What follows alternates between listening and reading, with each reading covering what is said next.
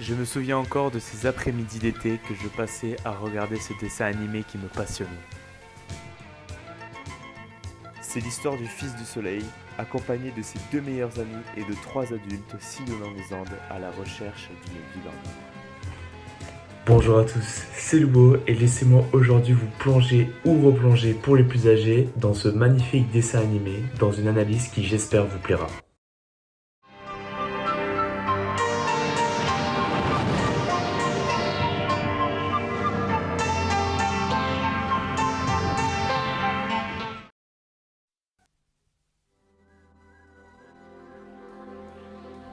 Le XVIe siècle. Des quatre coins de l'Europe, de gigantesques voiliers partent à la conquête du Nouveau Monde. À bord de ces navires, des hommes avides de rêves, d'aventures et d'espace, à la recherche de fortune. Qui n'a jamais rêvé de ces mondes souterrains, de ces mers lointaines peuplées de légendes, ou d'une richesse soudaine qui se conquerrait au détour d'un chemin de la cordillère des Andes? Qui n'a jamais souhaité voir le soleil souverain guider ses pas, au cœur du pays Inca, vers la richesse et l'histoire des mystérieuses cités d'or? Barcelone, 1532. L'intrigue démarre dans la grande période coloniale espagnole. Nous suivons Esteban, un jeune garçon de 12 ans qui habite dans le monastère de la cathédrale de la ville, alors soumise à des pluies diluviennes.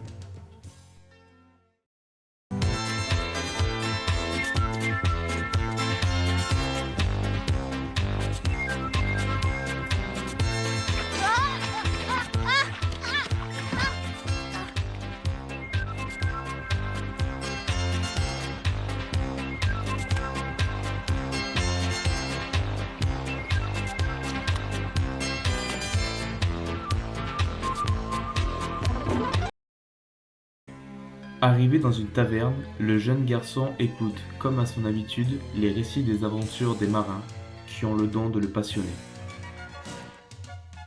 Vient une éruption dans les conversations.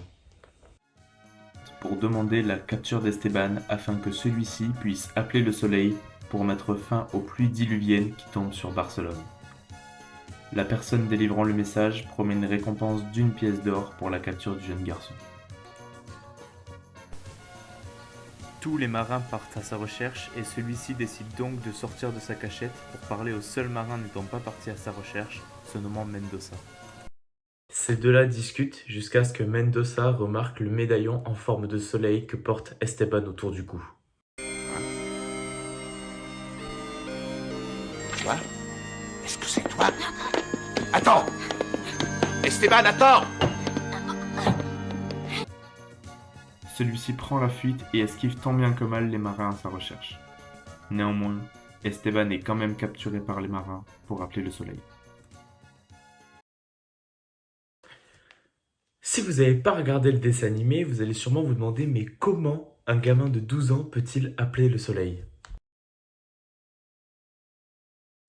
Si vous avez suivi l'introduction, Esteban est appelé le Fils du Soleil, surnom que les Barcelonais lui ont donné car, rien qu'en regardant le ciel, celui-ci peut appeler le soleil.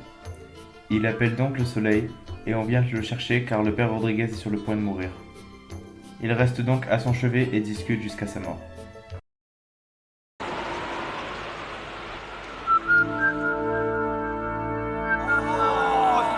Oh, regardez les nuages se dissipent, le soleil, regardez, le soleil. Je ne comprends pas.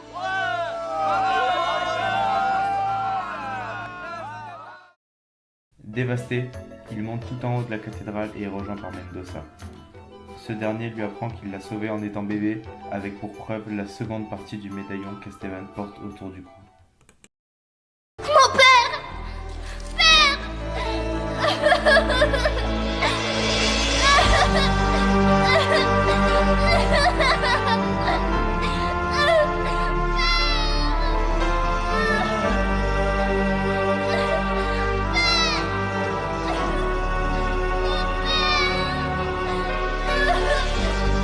Mon père, qu'est-ce que je vais devenir? Esteban? Et c'est ici qu'un tournant vient bouleverser la vie de notre protagoniste. Mendoza lui propose de voyager vers le Nouveau Monde pour trouver une cité tout en or. Esteban, qui était captivé par les histoires de marins, accepte et vient rejoindre clandestinement le bateau vers l'Amérique qui part le lendemain à l'aube.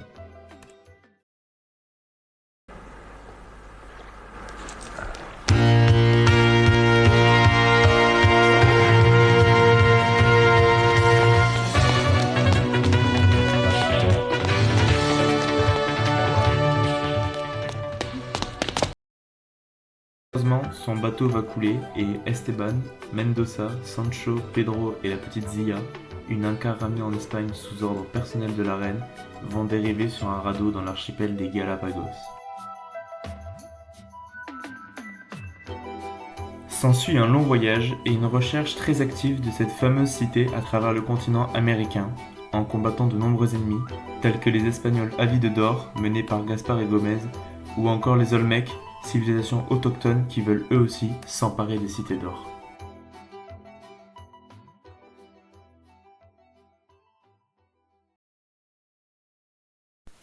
Ce que j'aime beaucoup dans cet animé, c'est la grande diversité des personnages que l'on rencontre. En effet, il y en a pour tous les goûts. Des enfants assoiffés d'aventure, des adultes plus raisonnés à la limite du cliché des trouillards, des méchants cupides, d'autres méchants cupides, des gentils qui sont aussi cupides, des animaux un peu absurdes, des animaux complètement absurdes ou des animaux trop stylés.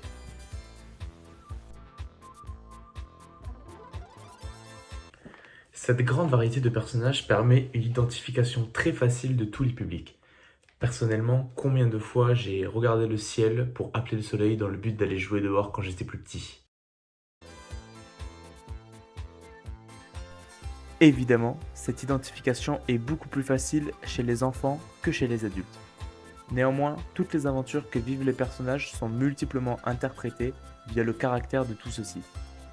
Une situation de danger peut être vue pour Sancho et Pedro comme la fin de l'aventure, là où le trio d'enfants n'y voit qu'une occasion en plus de s'amuser, et où Mendoza voit quant à lui une possibilité de faire du profit.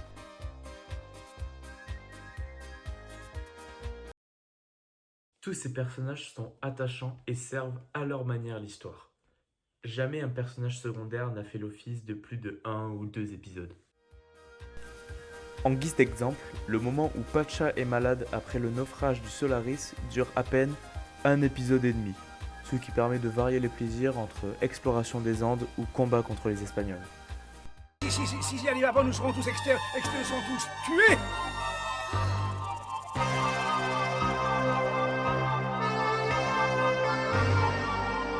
Je vais essayer de faire fuir les gens du village.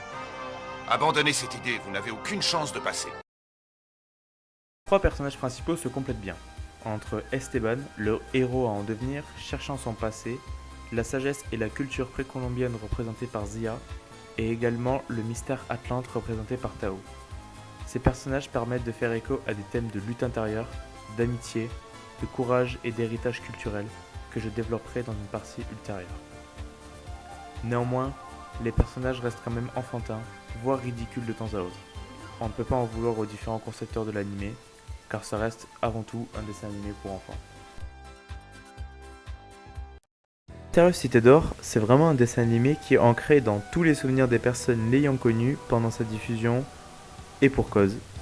Des personnages sympas, mais aussi une histoire intrigante.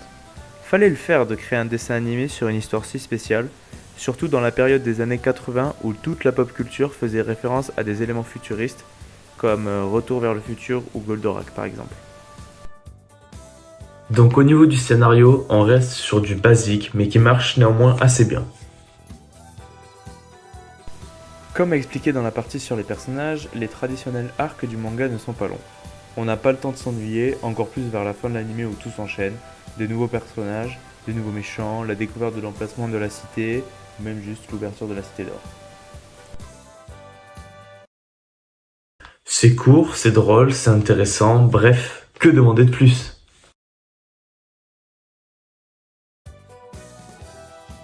Eh bien, même si depuis le début de la vidéo je ne fais qu'encenser les cités d'or, je suis forcé d'avouer que certains passages ne sont pas pertinents et ne servent pas l'histoire. Je prends pour exemple l'épisode 16, l'attaque des géants Urubu, qui sert à mon sens uniquement à introduire le Grand Condor, et cette introduction aurait pu être mieux faite. Néanmoins, je trouve ces défauts assez mineurs.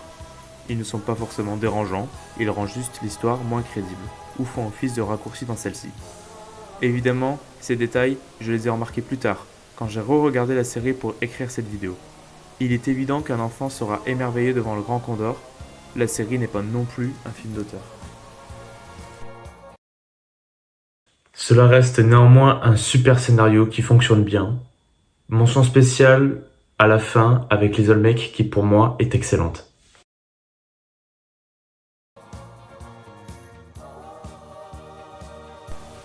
D'ailleurs, comme je l'ai dit avant, on ressent bien l'influence des vibes un peu futuristes de l'époque, avec comme exemple le Grand Condor ou le vaisseau des Olmecs, qui sont sortis de je ne sais quel cerveau, mais ça marche plutôt bien, ça ne casse pas l'ambiance de la série, paradoxalement à ce qu'on pourrait croire.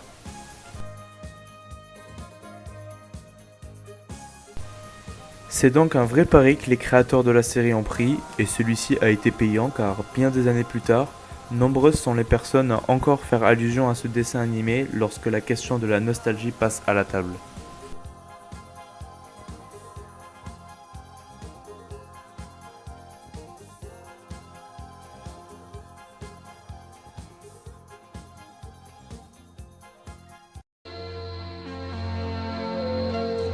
Oh, c'est comme le soleil, c'est éblouissant.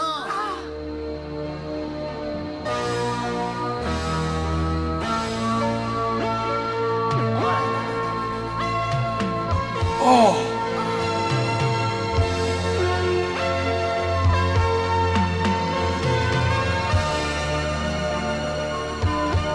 Un oiseau, un immense oiseau, quelle merveille!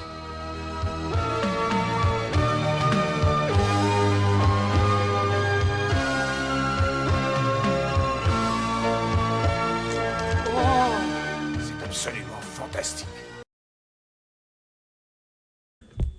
Tous les éléments que j'ai cités sont tous très bons et de qualité. Mais ils sont surtout articulés par quelque chose qui pour moi est essentiel dans n'importe quelle œuvre audiovisuelle, la musique. Et par chance, celles des Cités d'Or sont toutes exceptionnelles.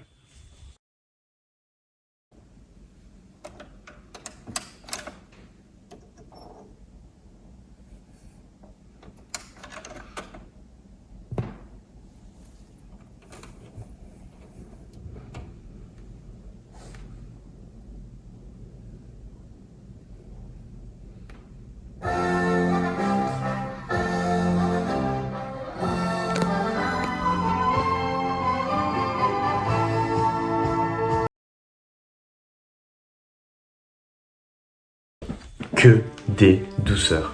Elles sont toutes, pour moi, sans exception, géniales. Mention spéciale à En naviguant, qui est pour moi la meilleure de toute la bande-son. Elles servent parfaitement l'intrigue et ne sont ni de moins ni de trop dans tout le déroulement de l'anime.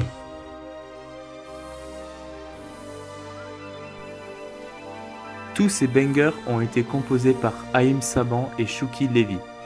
Elles sont vraiment vectrices d'émotions et personnellement, c'est plus ça que je retiens de la série, plus que le scénario ou les personnages. Si vous avez déjà regardé la série et vous l'avez appréciée, cela va de soi, je vous invite fortement à réécouter la bande-son et vous allez ressentir ce frisson de nostalgie. La bande-son est très diversifiée, les instruments sont variés et reposants. La bande-son accompagne nos protagonistes dans leurs aventures. Elle peut facilement traduire une situation de tension sans même qu'aucun mot ne soit prononcé, comme avec l'exemple de ces différents thèmes.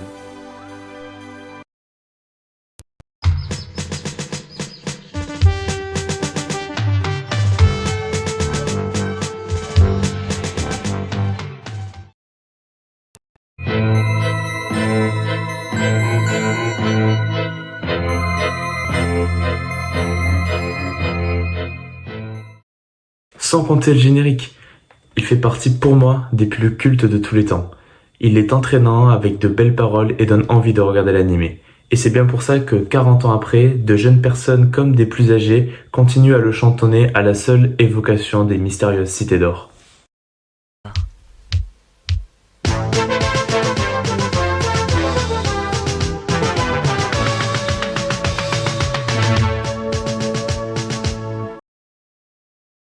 À la fin de chaque épisode est présenté un petit documentaire bref de 2 ou 3 minutes présentant la culture précolombienne d'Amérique. Il est l'occasion pour les jeunes enfants de découvrir une culture différente de la leur s'ils sont intéressés. Ce dessin animé illustre donc une culture trop méconnue en Europe. Il est inspiré de mythes et de différentes cultures américaines, Inca, Maya et Aztèques pour les plus connus. La série s'appuie donc sur un mélange de fiction et de réalité, stimulant donc à la fois l'imaginaire et la culture des téléspectateurs. La culture est donc mise en valeur par plusieurs points. Les personnages. Évidemment, nos héros étant en plein territoire Inca, il est évident que ceux-ci vont être amenés à rencontrer des autochtones. Ceux-ci ne sont néanmoins pas caricaturaux. Comme expliqué précédemment, la série est basée sur de nombreux mythes précolombiens, tels que le mythe des cités d'or ou de l'Atlantide, la civilisation très avancée technologiquement qui aurait été submergée par les flots, comme nous le raconte Tao. L'architecture des lieux est-elle aussi fidèle à ce qu'on peut retrouver dans les rares traces d'aujourd'hui? Les traditions et rituels sont eux aussi bien respectés. Les sacrifices, bien que ne faisant pas partie des cultures occidentales, sont montrés, dans les documentaires comme dans le dessin animé, mais ne sont pas non plus critiqués. Ils sont juste expliqués pourquoi on sacrifie et comment. Pas de mépris des créateurs de la série, et c'est un très bon point. Un dernier point qui me semble important est la critique du colonialisme. On le sait, c'est à cause des Espagnols que la plupart des civilisations latines ont disparu, car les colons, en plus de tuer au fusil toute mutinerie, de réduire en esclavage les populations, ont aussi apporté des maladies inconnues en Amérique, réduisant peu à peu le nombre d'indigènes sur le nouveau continent. C'est d'ailleurs pourquoi aujourd'hui, il ne reste plus beaucoup de descendants d'Inca au Pérou, comparé aux descendants espagnols. En mettant en lumière les activités coloniales et leurs réalisations, ce dessin animé a permis de critiquer et dénoncer le colonialisme partout dans le monde. Ce dessin animé et moi, on entretient une relation assez bizarre. Je le vois un peu comme Minecraft. On le saigne pendant 2 semaines par an et on n'y retouche plus pour le reste de l'année. Bah là, c'est pareil. Vous l'avez vu tout au long de la vidéo. Je n'ai malheureusement pas été très objectif, malgré les quelques critiques que j'ai énoncées. Ce dessin animé est un peu comme un Madeleine de Proust. Son évocation pendant une discussion suffit à me remémorer tous les merveilleux souvenirs que j'ai eus étant enfant à le regarder. Je continue à le recommander à tout le monde, tant celui-ci m'a marqué étant petit. Il figure parmi mes œuvres culturelles préférées et je pense qu'il ne changera jamais de place, au même titre que pour des milliers d'autres personnes. J'ai vraiment écrit cette vidéo comme je le voulais. Je ne me suis pas imposé de contraintes d'objectivité ou d'exhaustivité. J'ai parlé de ce que je voulais en citant les exemples que je voulais.